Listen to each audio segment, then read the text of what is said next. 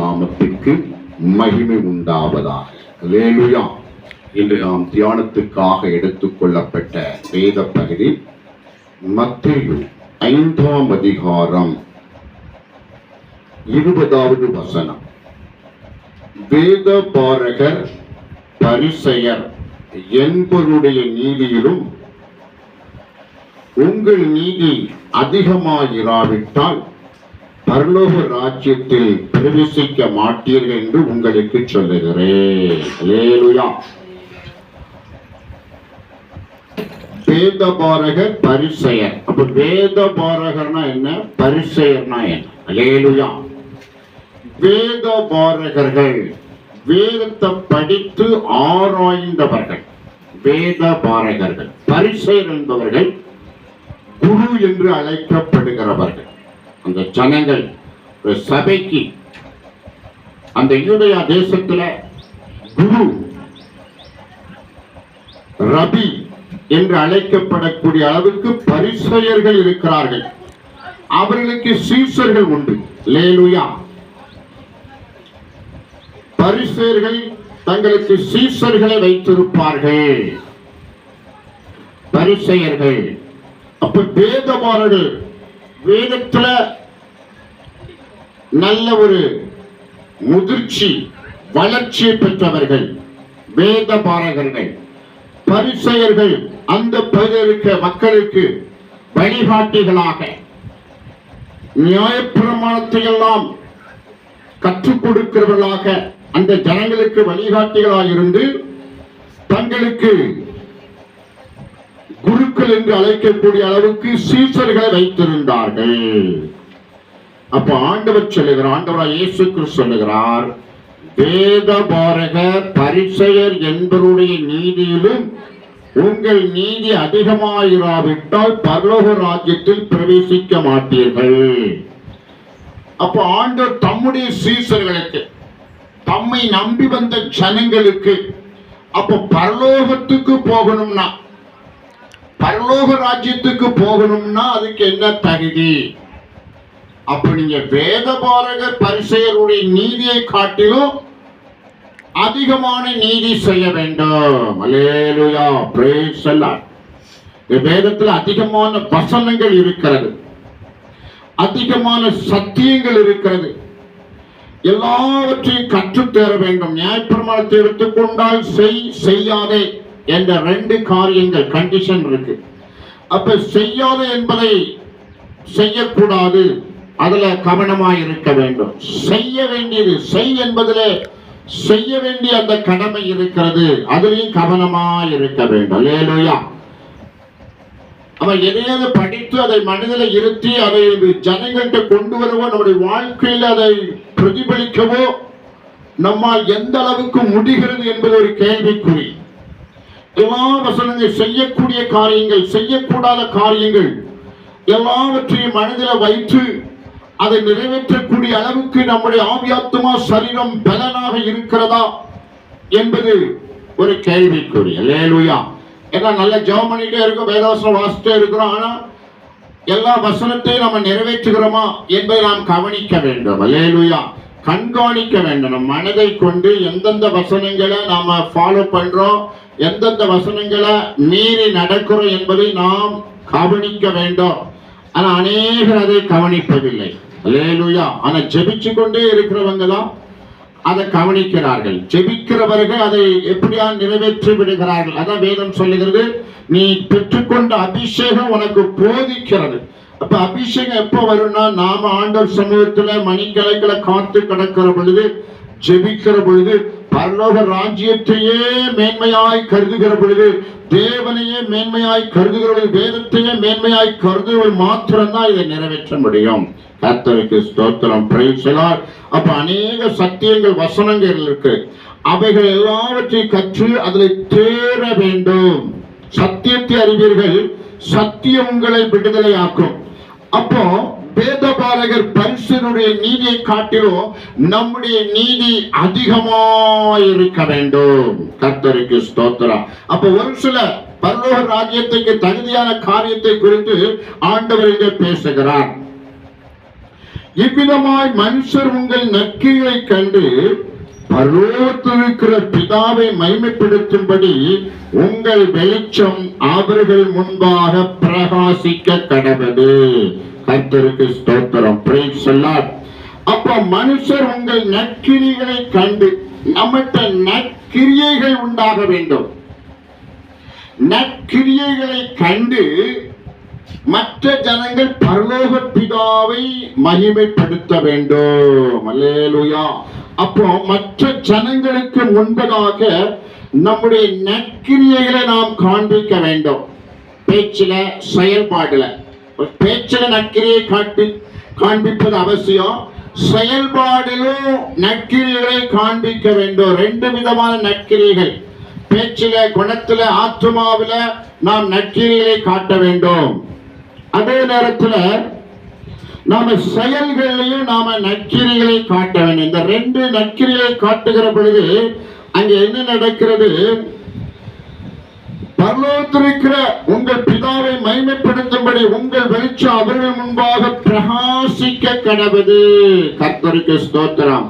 அப்போ நம்மள ஆண்டவருக்குள்ள நல்ல வேத வசனத்துல, ஜப ஜீவியத்துல கர்த்தருடைய அபிஷேகத்தை பெறுத நம்மளை நிலைநிறுத்தும் பொழுது நம்முடைய வார்த்தையிலும் செயல்பாடிலும் குணத்திலும் ஒரு நற்கிரியைகள் வெளிப்படுகிறது. நம்ம செயல்பாட்டிலையும் நற்கிரியைகள் வெளிப்படுகிறது. அப்ப நம்முடைய வெளிச்சம் மற்ற ஜனங்களுக்கு முன்பதாக தெரிய வேண்டும்.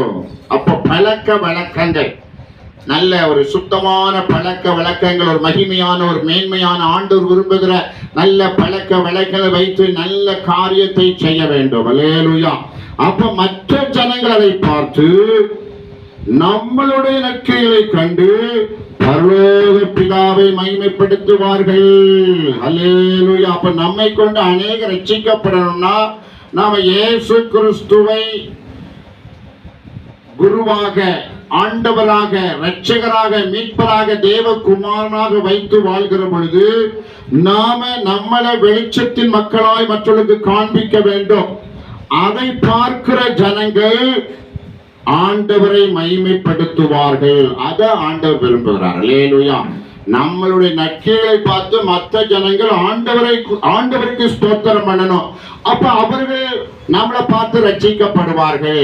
எப்படியாவது 30%, 60%, 100 இல்ல முந்தி கூட போகலாம். அல்லேலூயா. அந்த 30, 60, 100 அவர்கள் பார்த்த பார்வையில் அவர்கள் கற்றுக்கொண்ட காரியத்துல அவர்கள் ரட்சிக்கப்பட்டு ஆண்டவரை மகிமைப்படுத்துவதற்கு அது ஏதுவாக இருக்கும். கர்த்தருக்கு ஸ்தோத்திரம். Price the Lord. அப்ப அடுத்ததாக வேதத்தில் சொல்லப்பட்டிருக்கு, நீங்கள் பூமிக்கு உப்பாய் இருக்கிறீர்கள். உப்பானது சாரமற்று போனால் எதினால் சாரமாக்கப்படும்? வெளியே கொட்டப்படுவதற்கும் மனுஷரால் மிதிக்கப்படுவதற்குமே ஒழிய வேறு ஒன்றுக்கும் உதவாது. அப்ப நீங்கள் பூமிக்கு உப்பா இருக்கிறீர்கள். யார் உப்பா இருக்கிறாங்க? இயேசு கிறிஸ்துவை நேசிக்கிறவர்கள், இயேசு கிறிஸ்துவை ஆண்டவர் இரட்சகருமாய் ஏற்றுக்கொண்டவர்கள், இயேசு கிறிஸ்து வசனத்தை கேட்கிறவர்கள், இயேசுதான் எங்களுக்கு வேண்டும் என்று சொல்லுகிற கூட்டத்தார். அவங்களை பார்த்து ஆண்டவர் சொல்கிறார், நீங்கள் பூமிக்கு உப்பா இருக்கிறீர்கள். உப்பானது சாரமற்று போனால் எதினால் சாரமாக்கப்படும்? அல்லேலூயா. அப்போ உப்பு நாம் பார்க்கிறோம், சாரமற்று போகக்கூடிய வாய்ப்பே நம்முடைய வாழ்க்கையில் இதுவரைக்கும் இல்லை. அல்லேலூயா. உப்பானது சாரமற்று போகக்கூடிய சூழ்நிலை இதுவரைக்கும் இல்லை. ஆனா ஆண்டவர் நெகட்டிவாக அதை சொல்லுகிறார். உப்பானது சாரமற்று போனால், உப்பு தன்மை உப்புக்கு இல்லாவிட்டால் ஒரு கல்லு மண்ணு மாதிரி ஆயிரும். ஒரு பொடி கல்லு, பொடி மண்ணு மாதிரி அந்த உப்பு ஆயிரும். அதை வெளியே கொட்டப்படுவதற்கும் மனுஷரால் மிதிக்கப்படுவதற்குமே ஒழிய வேறொன்றுக்கும் உதவாது. அப்ப இந்த பூமியில நாம உப்பா இருக்க வேண்டும். உப்பு எல்லா சமையலுக்கும், எல்லா உணவு பதார்த்தங்களுக்கும் உப்பு ரொம்ப அவசியம். அல்லேலூயா. உப்பு இல்லாத பண்டம் குப்பையில என்று சொல்லி நம்முடைய தேசத்துல, தமிழ்நாட்டில் பழமொழி உண்டு, உப்பில்லாத பண்டம் குப்பையில. கர்த்தருக்கு ஸ்தோத்திரம். அப்ப உப்பான ஒரு வாழ்க்கை நாம் வாழ வேண்டும். கர்த்தருக்கு ஸ்தோத்திரம். Price the Lord. நீங்கள் உலகத்துக்கு வெளிச்சமாய் இருக்கிறீர்கள். மலை மேல் இருக்கிற பட்டணம் மறைந்திருக்க மாட்டாது. இப்போ நீங்க உலகத்துக்கு வெளிச்சமா இருக்கிறீர்கள். ஆண்டவருடைய வெளிச்சத்துல வெளிச்சம் கண்டு நாம மற்ற ஜனங்களுக்கு வெளிச்சமா இருக்க வேண்டும் என்று கர்த்தர் விரும்புகிறார். அப்ப வெளிச்சம்னா இந்த வேதத்தில் அடுத்தது ஆண்டவர் சொல்லுகிறார், விளக்கை கொளுத்தி மரக்கால் மூடி வைக்காமல் விளக்கு தண்டின் மேல் வைப்பார்கள், அப்பொழுது வீட்டுள்ள யாவருக்கும் வெளிச்சம் கொடுக்கும். விளக்கை கொளுத்தி மரக்கால் மூடி வைக்காமல், அப்போ விளக்கு இருக்கிறது, அத அணைக்கணும்னா ஒரு மரக்கால மூடி வச்சா அது அணைஞ்சிடும். இது அந்த நாட்டு 2000 வருஷத்துக்கு முன்பதாக உள்ள ஒரு காரியம். அப்போ எண்ணெயினால விளக்குகள் எரிகிற ஒரு காலகட்டத்துல அந்த நாள் இருந்தது. ஆனா இப்போ வெளிச்சம் விதவிதமாக பல்ப், டியூப்லைட், இன்னும் அதிகமான காரியத்துல புதிய கண்டுபிடிப்புகள் மூலமாக இந்த நாட்கள் உள்ள வெளிச்சம் வேற. மின்சாரம் அவையெல்லாம் வெளிச்சத்துக்கு கொண்டு வருகிறது. ஆனா அந்த நாட்களில் எண்ணெயினால விளக்குகள் இருந்தது. அப்ப எண்ணெய் ஊற்றி விளக்கை ஏற்றுவார்கள். அதை மரக்கால் மூடி வைக்காமல் அப்படி அணைக்கணும்னா வெளிச்சம் கொடுக்க வேண்டாம்னா மரக்கால மூடி வச்சிருவாங்க. வெளிச்சம் வேணும்னா மரக்கால வைக்க கூடாது. மரக்கால வச்சு அந்த விளக்கை மூடி வைக்க கூடாது. அதை எப்படி வைக்க வேண்டும்? விளக்கு தண்டின் மேல் வைப்பார்கள், அப்பொழுது வீட்டுல யாவருக்கும் வெளிச்சம் கொடுக்கும். விளக்கு தண்டு, அப்போ ஒரு ஸ்டாண்ட் இருக்கும், விளக்கு வைக்கக்கூடிய ஒரு ஸ்டாண்ட், அதான் விளக்கு தண்டு, அதுல கொண்டு வைக்க வேண்டாம். அப்ப எல்லாருக்கும் வெளிச்சம் கொடுக்கும். அல்லேலூயா. அப்ப நாம உப்பான ஒரு வாழ்க்கை, வெளிச்சமான ஒரு வாழ்க்கைக்கு நேராக கடந்து வந்தாதான் பரலோக ராஜ்யத்துல நமக்கு தகுதி உண்டு. அங்க போவதற்கு தகுதி உண்டு. ஆண்டவர் ஒரு சில தகுதியை இந்த வசனத்தில் சொல்லுகிறார். ஆனா வேதம் முழுது அநேக தகுதிகளை வேதம் வைத்திருக்கிறது. எல்லாவற்றையும் ஆராய்ந்து கற்று அதுல சென்டர் பாயிண்ட், அதுல மத்திய பகுதிக்கு இல்ல நடுநிலை பகுதிக்கு இல்ல அதனுடைய முக்கியமான ஒரு சூழ்நிலைக்கு நேராக நம்மை நாம் தகுதிப்படுத்த வேண்டும். கர்த்தருக்கு ஸ்தோத்திரம். Price the Lord. அப்போ உப்பா இருக்க வேண்டும், வெளிச்சமா இருக்க வேண்டும். நம்முடைய நற்கிரிகளை எல்லாரும் காண வேண்டும். வேதபாரகர் பரிசேயருடைய அந்த நீதியை காட்டிலும் நம்முடைய நீதி அதிகமா இருக்க வேண்டும். அப்பொழுதுதான் பரலோக ராஜ்யத்துக்கு போக முடியும். அப்ப இப்ப ஆண்டவர் இந்த காலத்தில் இருக்க வேதபாரகர் பரிசேயர்லாம் பரலோக ராஜ்யத்துக்கு போக முடியாது என்று ஆண்டவர் சொல்லுகிறார். அல்லேலூயா. வேதபாரகர் பரிசேயர் என்பவருடைய நீதியில் உங்கள் நீதி அதிகமாயிராவிட்டால் பரலோக ராஜ்யத்தில் பிரவேசிக்க மாட்டேன் உங்களுக்கு சொல்லுகிறேன். அப்ப வேதபாரகர் இருக்கத்தான் செய்றாங்க, பரிசேயர் இருக்கத்தான் செய்றாங்க. அவரெல்லாம் பரலோக ராஜ்யத்துக்கு சூட்டானவர்கள் அல்ல என்பதாக கர்த்தர் இந்த இடத்தை சொல்லுகிறார். கர்த்தருக்கு ஸ்தோத்திரம். அடுத்ததாக பார்க்கிறோம், ஆவியில் எளிமை உள்ளவர்கள் பாக்கியவான்கள், பரலோக ராஜ்யம் அவர்களுடையது. துயரப்படுகிறவர்கள் பாக்கியவான்கள், அவர்கள் ஆறுதல் அடைவார்கள். சாந்த குணம் உள்ளவர்கள் பாக்கியவான்கள், அவர்கள் பூமியை சுதந்திரித்துக் கொள்வார்கள். நீதியின் மேல் பசிதாகம் உள்ளவர்கள் பாக்கியவான்கள், அவர்கள் திருப்தி அடைவார்கள். இரக்கம் உள்ளவர்கள் பாக்கியவான்கள், அவர்கள் இரக்கம் பெறுவார்கள். இருதயத்தில் சுத்தம் உள்ளவர்கள் பாக்கியவான்கள், அவர்கள் தேவனை தரிசிப்பார்கள். சமாதானம் பண்ணுகிறவர்கள் பாக்கியவான்கள், அவர்கள் தேவனுடைய புத்திரர் எண்ணப்படுவார்கள். நீதி நிமித்தம் துன்பப்படுகிற பாக்கியவான்கள், பரலோக ராஜ்யம் அவர்களுடையது. என் நிமித்தம் உங்களை நிந்தித்து துன்பப்படுத்தி பலவித தீமையான மொழிகளை உங்கள் பேரில் பொய்யாய் சொல்வார்களானால் பாக்கியவான்களாயிருப்பீர்கள். இத்தனை பாக்கியவான்கள் இருக்கிறது. இந்த பாக்கியவான்களுக்கு மத்தியில அங்கே கேரக்டர், நம்முடைய கேரக்டர் எப்படி இருக்க வேண்டும்? ஆவில் எளிமை உள்ளவர்கள். ஆவில எளிமை, நம்ம ஒரு வெளிப்படையாக ஒரு ஆராய்ச்சி பண்ணா ஆவில ரொம்ப தாழ்மையா இருக்கணும் இல்ல எளிமையா இருக்கணுங்கிற ஒரு பதத்தை நாம் அறிந்து கொள்வோம். ஆனா வேத பண்டிதர்கள் சொல்லுகிறார்கள், ஆவில் எளிமை என்பது குறைவு, கொஞ்சம் பரிசுத்த ஆவியை கர்த்தர் நமக்கு தந்திருக்கிறார். கொஞ்சமான ஆவி, கிருபை, ஆண்டவர் இடக்கூடிய பிச்சை என்று சொல்லப்படுகிறது. கிருபை, ஆண்டவர் மனிதன் வாழ்வதற்காக கொடுக்கப்படுகிற பரலோகராஜ்யம் கொடுக்கப்பட்ட கிருபை ஒரு பிச்சை என்று சொல்லி ஒரு ஊழியர் சொல்லுகிறார். அல்லேலூயா. அப்ப இங்க ஆவியில் எளிமை என்பது ஒரு பற்றாக்குறை. ஆவியில ரொம்ப தரித்திரமான ஒரு சூழ்நிலை. கொஞ்சம் ஆவி, அந்த கொஞ்சம் ஆவியில நாம ஆண்டவரை அடைய போராடுகிறோம். கர்த்தருக்கு ஸ்தோத்திரம். இதை வெளிப்படுத்துற விசேஷத்துல இதுக்கு ஆதாரமா சொன்னோம். உனக்கு இருக்கிற கொஞ்ச பலத்திலே என் நாமத்தை மறுதலியாமல் இருந்தபடினாலே உனக்கு முன்பாக திறந்த வாசலை வைக்கிறேன் என்று ஆண்டவர் சொல்லுகிறார். அல்லேலூயா. அந்த கொஞ்சம் ஆவிய நாம பலப்பட்டு பலப்பட்டு பலப்பட்டு பலப்பட்டு ஆண்டவர்கிட்ட முன்னேறி முன்னேறி கடந்து வந்து வந்து வந்து நாம ஆண்டவருடைய ஸ்தானத்திலே ஆண்டவருக்கு முன்பாக நிற்கத்தக்கதாக ஒரு பரிசுத்தமான நிற்கத்தக்கதாக கர்த்தர் நம்மை உயர்த்துகிறார். உனக்கு இருக்கிற கொஞ்ச பலம், அந்த கொஞ்ச பலத்தை தான் இங்க சொல்லப்பட்டிருக்கு. ஆவியில் எளிமை உள்ளவர்கள். இந்த கொஞ்சம் பலம் உள்ளவங்க ஆண்டவரை விட்டு எங்கே விலகக்கூடாது. அல்லேலூயா. இவங்க மாற்று கருத்து, உலக நேசம், உலக சிறை என்று இவர்கள் விலகினா உடனே இவங்க அடிவிடும். அல்லேலூயா. இந்த கொஞ்ச பலத்துல ஆண்டவரை மகிமைப்படுத்தவும், ஆண்டவரை கிட்டி சேரவும், ஆண்டவரை கெஞ்சி கொண்டே இருக்கும், ஜெபித்துக் கொண்டே இருக்கும், வேண்டுதல் பண்ணி கொண்டே இருக்கும், வேதவசம் தியானித்துக் கொண்டே இருக்கும். ஆண்டவரை வெளிச்சத்தை விட்டு எங்கேயும் போகக்கூடாது. அப்படி மீறி போனால் இவன் வாழ்க்கையிலே முன்னேறவே முடியாது. அல்லேலூயா. அப்படிப்பட்ட சூழ்நிலை இருக்கிற ஜனங்கள் தான் ஆவியில் எளிமை உள்ளவர்கள். அவர்கள் பாக்கியவான்கள். அவர்கள் பரலோக ராஜ்யத்தை அடைவார்கள். ஏன்னா அவங்க ஆண்டவர் உதவி இல்லாம இந்த பூமியில் வாழவே முடியாது. கர்த்தருக்கு ஸ்தோத்திரம். அப்படிப்பட்ட ஜனங்கள் துயரப்படுகள் பாக்கியவான்கள். அவர்கள் ஆறுதல் அடைவார்கள். வாழ்க்கையில சஞ்சலம், தவிப்பு, துக்கம், துயரம் இவைகளிலே இருக்கிற ஜனங்கள் ஆறுதல் அடைவார்கள். அவங்களுக்கு ஆறுதல் கொடுக்கப்படும். இப்படிப்பட்ட ஆவிக்குரிய ஜீவித்துல இந்த மாதிரி சூழ்நிலை இருக்கிறது. அல்லேலூயா. சாந்த குணமுள்ள பாக்கியவான்கள். அவர்கள் பூமியை சுதந்திரித்துக் கொள்வார்கள். சாந்த குணம், ஒரு எண்ணத்தில் அறிந்தால் ஒரு எண்ணத்தை காட்டு என்று சொல்லக்கூடிய அளவுக்கு நம்முடைய ஆத்மாவை பக்குவப்படுத்தி வைத்திருந்தால் அது சாந்த குணம். அப்படிப்பட்ட பூமியை இருந்து ஆளுகை செய்வார்கள். கர்த்தருக்கு ஸ்தோத்திரம். நீதியிலே பசிதாகம் உள்ளவர்கள் பாக்கியவான்கள். அவர்கள் திருப்தி அடைவார்கள்.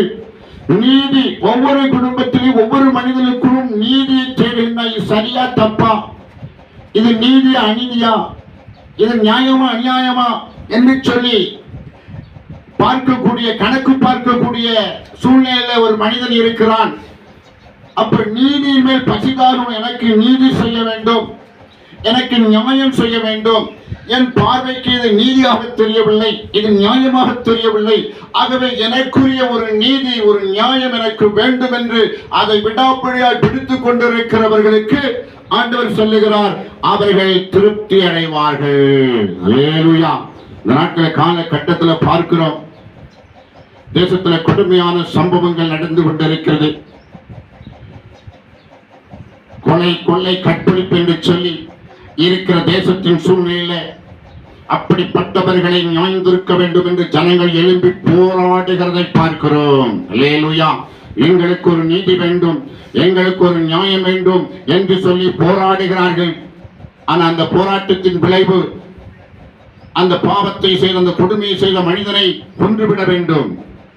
ஆண்டவருடைய படைப்பாளை சொல்லிருக்கிறாரு, அநீதி செய்கிறவன், அநியாயம் செய்கிறவன், கொலையை, கொள்ளை, கற்பழிப்பில் ஈடுபடுகிறவன் உடனே கொன்றுவிடு, அந்த இரத்தப்பழியை நீங்கிவிடு, நீக்கிவிடு என்று சொல்லி ஆண்டவர் அங்கே பிரயாசப்படுகிறதை பார்க்கிறோம் நியாயப்பிரமாணத்துல. அதுபோல இந்த தேசத்துல அநேக கொடுமைக்காரர்கள், கொலைகாரர்கள் தேசத்தை வாழ்ந்து வருகிற காலகட்டத்தில் அதற்கு ஏற்ற நீதியை கர்த்தர் நிறைவேற்ற வேண்டும், இந்த தேசம் நிறைவேற்ற வேண்டும், சட்ட திட்டங்கள் நிறைவேற்ற வேண்டும் என்று போராடுகிற ஒரு சூழ்நிலையை பார்க்கிறோம். அல்லேலூயா. நீதி மேல் பசிதாகம் உள்ளவர்கள் பாக்கியவான்கள். அவர்கள் திருப்தி அடைவார்கள். இரக்கம் உள்ளவர்கள் பாக்கியவான்கள். இரக்கம் பெறுவார்கள். இரக்கம் உள்ளவங்க மற்றவர்களுக்காக இரக்கப்பட வேண்டும். அல்லேலூயா. கர்த்தருக்கு ஸ்தோத்திரம். முறையான தேவையுள்ள உள்ள ஜனங்களுக்கு நாம் இரக்கப்பட்டு நன்மையை செய்ய வேண்டும். அப்போ இரக்கப்படுறவங்களுக்கு இரக்கம் கிடைக்கும். கர்த்தருக்கு ஸ்தோத்திரம். Price the Lord. இருதயத்தில் சுத்தம் உள்ளவர்கள் பாக்கியவான்கள். தேவனை தரிசிப்பார்கள். இருதயத்தை எப்பொழுது சுத்தமாக வைத்துக் கொள்கிறவர்கள். ஒருவேளை இருதயத்தை குறித்து வேதத்தில் சொல்லும் பொழுது இருதயம் துருக்குள்ளதும் மகா கேடுள்ளதுமாய் இருக்கிறது. இருதயத்துல நாம பரிசுத்தப்படுத்தினாதான் ஆண்டவர் வந்து குடியிருக்க முடியும். இருதயத்தை பரிசுத்தப்படுத்த வேண்டும் ஏன்னா இருதயத்தை பலவிதமான வீணான காரியத்தாலே நிரப்புகிற ஒரு சூழ்நிலை இருக்கிறது.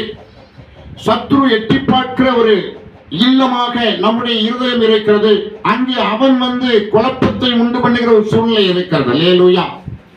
ஒரு ஆவிக்குரிய அனுபவத்தில் இருக்கிறவங்களுக்கு மாத்திரம்தான் அதை கண்டுபிடிக்க முடியும். மற்ற ஜனங்களுக்கு, ஆவிக்குரிய ஜீவியத்தில் இல்லாத ஜனங்களுக்கு நம்முடைய இருதயத்தில் வந்து போகிற சக்தி எது என்று சொல்லி அவர்கள் கண்டுபிடிக்க முடியாது. அதனாலே அவர்கள் வீழ்த்தப்படுவார்கள். அப்ப ஆண்டவரை அறிந்து ஆண்டவர் சொல்ல ஜெபிக்கிற, துதிக்கிற, ஸ்தோத்திரிக்கிற, ஆண்டவர் ராஜ்யம் வளர்வதற்கு பாடுபடுகிற ஜனங்களுக்கு தான் இருதயத்துல என்ன நடக்குன்னு தெரியும். அல்லேலூயா. அப்ப இருதயத்தை சுத்தப்படுத்த வேண்டும். இருதயத்திலிருந்து புறப்படுகிற மோசமான கெட்ட குணங்கள் வாய் வழியாக வெளிப்படுகிறது.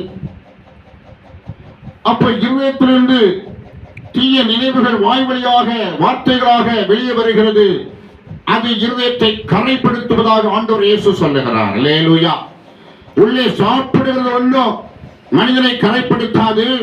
இருதயத்திலிருந்து வருகிற பொல்லாத நினைவுகள், கெட்ட வார்த்தைகள், கெட்ட எண்ணங்கள், கெட்ட செய்திகள் மனிதனை கரைப்படுத்துகின்றன என்று ஆண்டவர் சொல்லுகிறார். கர்த்தருக்கு ஸ்தோத்திரம். அப்ப இருதயத்தின் நிறைவினால் வாய் பேசும். ஒரு மனிதன் என்ன பேசுகிறான் என்பதை வைத்து அவனுடைய ஆத்மாவில் என்ன நடந்து கொண்டிருக்க என்பதை கண்டுவிடலாம். அவன் எதை அதிகமாய் பேசுகிறானோ அதுல இருந்து நாம கண்டுகொள்ளலாம். இது ஆவிகளை பகுத்தறிய வரத்தோட சம்பந்தப்பட்டது. அல்லேலூயா. ஒரு மனிதன் எதை குறித்து அதிகமாய் பேசிக் கொண்டிருக்கிறான் அதைத்தான் அவன் செய்ய துடித்துக் கொண்டிருப்பான். கர்த்தருக்கு ஸ்தோத்திரம். Price the Lord. அப்ப இருதயத்திலே சுத்தம் உள்ளவர்கள் பாக்கியவான்கள், அவர்கள் தேவனை தரிசிப்பார்கள். அப்ப இருதயத்தை சுத்தப்படுத்துவது எப்படி? ஆண்டவர் சமுத்திரம் எப்பொழுதும் இருக்க வேண்டும். சூரியனை பார்த்திருக்கிற சந்திரன் வெளிச்சம் அடைவது போல நாம் இயேசுவை பார்த்து கொண்டே இருக்க வேண்டும். அவருடைய காரியத்தில் நாம் ஈடுபட வேண்டும்.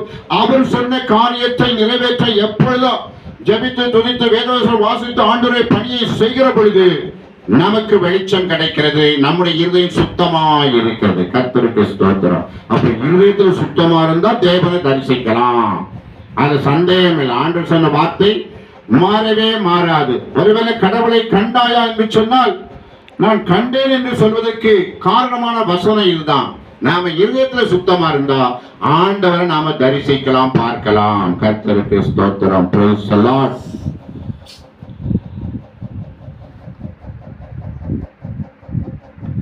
சமாதானம் பண்ணுகிற பாக்கியவான்கள், அவர்கள் தேவனுடைய புத்திரர் எண்ணப்படுவார்கள். கர்த்தருக்கு ஸ்தோத்திரம். சமாதானம் பண்ண வேண்டும். 2 பேர் சண்டையிட்டுக் கொண்டால் போய் சமாதானம் பண்ண, நல்ல சண்டை போடட்டும் நாம ஓரமா ஒதுங்கினா நாம தேவனுடைய புத்திரர்கள் அல்ல.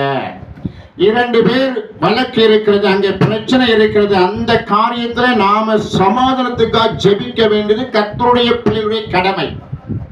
சமாதானம் பண்ணுகிற பாக்கியவான்கள் அவர்கள் தேவனுடைய புத்திரர் எண்ணப்படுவார்கள். அப்ப இந்த பூமியில சமாதானத்தை கொண்டு வரணும். 2 பேர் உள்ள பிரச்சனை அப்படியே பெருசாகட்டும் நினைக்கிறவங்க தேவனுடைய பிள்ளைகள் அல்ல. அவர்களுக்கு உபத்திரம் பாடலாம் வந்து கொண்டே இருக்கும். அப்ப அந்த பிரச்சனை தீர்க்க வேண்டும். இப்ப தேசத்துல பார்த்தா பெரிய பிரச்சனை. அல்லேலூயா. ரஷ்யாவுக்கு உக்ரைனுக்கு சண்டை. 2 பேரும் கிறிஸ்தவர்கள் என்று அறியப்பட்டவர்கள். அவர்கள் தீராத பகையினால சண்டையிட்டுக் கொண்டிருக்கிறார்கள். அந்த பகை எப்ப முடியும் தெரியாது. அப்ப இதற்காக செபிக்க வேண்டும். 2 வருஷத்துக்கு மேலாக சண்டை நடந்து கொண்டிருக்கு. நாம செபிக்கிறோம், அங்கே எந்தவித முன்னேற்றம் இல்லாமல் காணப்படுகிறது.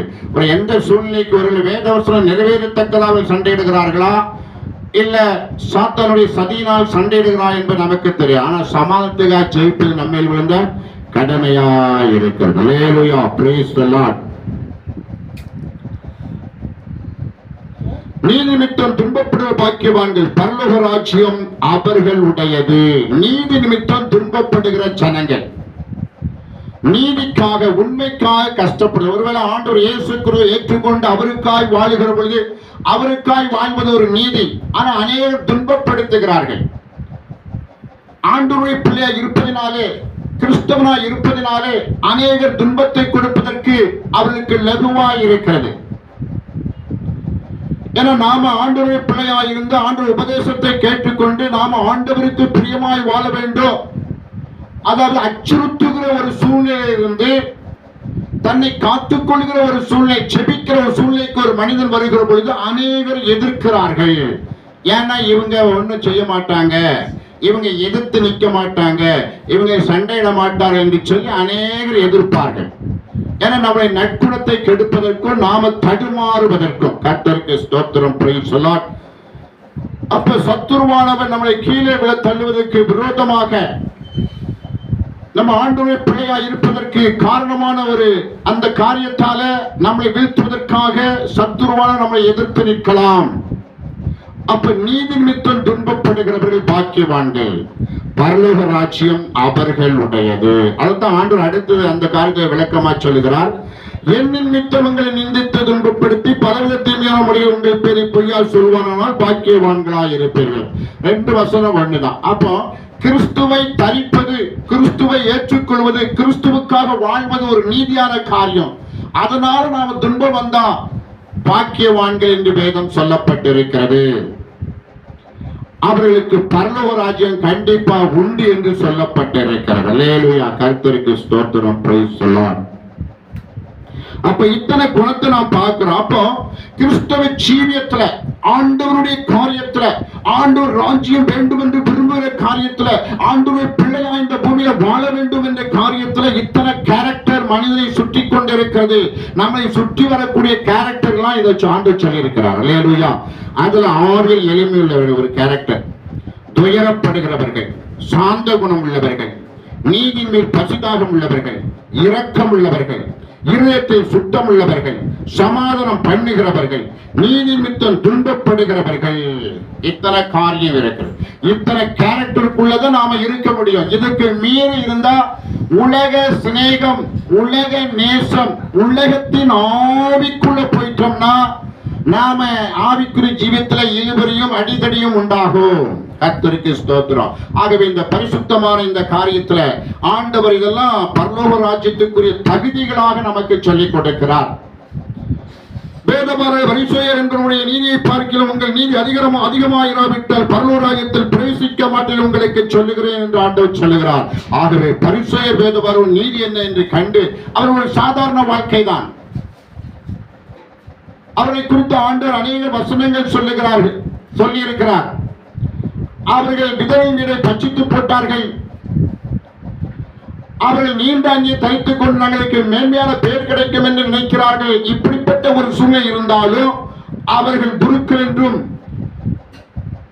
பரிசு என்றும் வேதபர் என்று அழைக்கப்பட்ட சூழ்நிலையிலே அவருடைய நீதியை பார்க்கிறோம், நம்முடைய நீதி அதிகமாக இருக்க வேண்டும். அப்ப நமக்கு ஆண்டவர் பரலோக ராஜ்யத்தை கொடுக்கிறார். கர்த்தர் தாமே இந்த வசனத்தை ஆசீர்வதித்து பலன் தருவாராக. ஆமென், ஆமென்.